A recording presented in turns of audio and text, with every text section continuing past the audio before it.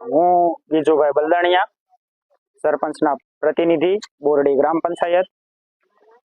અમારા બોરડી ગામમાં અવારનવાર દીપડા અને હાવજનો રેગ્યુલર આંટા ફેરા કરે છે અને રહેણાંકી વિસ્તારોમાં આવી અને મારણ કરે છે. છેલ્લા 2-4 દિવસ પહેલા પણ મારણ કર્યું હતું અને આજે પણ મારણ કર્યું છે એક ગાયનું. અને હાવ રહેણાંકી વિસ્તારમાં ડેલા આગળ આવી અને હાવજે ગાયનું મારણ કર્યું છે.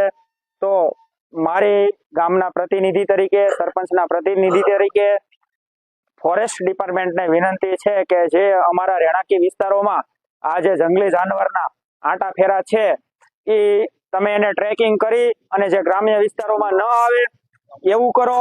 અને અમારા ગામના લોકોના જીવ પડીકે બંધાયેલા છે એવું કેવું હોય ને તો કહી શકાય.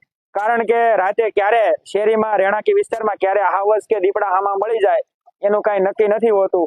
એટલે ફોરેસ્ટ ડિપાર્ટમેન્ટના ફોરેસ્ટ ઓફિસરોને અમારા બોરડી ગામ વતીથી નમ્ર વિનંતી છે કે અમારા ગામમાં જલ્દીમાં જલ્દી આ જંગલી જાનવરોના ત્રાસમાંથી અમારા ગામને મુક્તિ અપાવે એવી અમારી નમ્ર વિનંતી. મારું નામ પરવીનભાઈ કથડભાઈ રાઠોડ, ગામ બોરડી, તાલુકો મહુવા અને રાજાવદર રોડ ઉપર રેંકણ વિસ્તાર.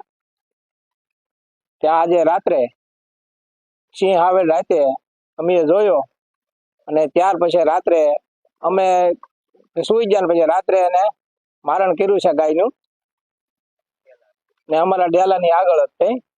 તો આવી રીતે અવારનવાર બધું બને છે ગામમાં, તે ઘણી વાર બન્યું છે આવું. તો આની માટે કઈક પગલા લેવા માટે હાલો કાલે કાંઈ પણ બન્યું અને કોઈ માણસને ઈજા પહોંચી હોય તો આનો જવાબદાર કોણ?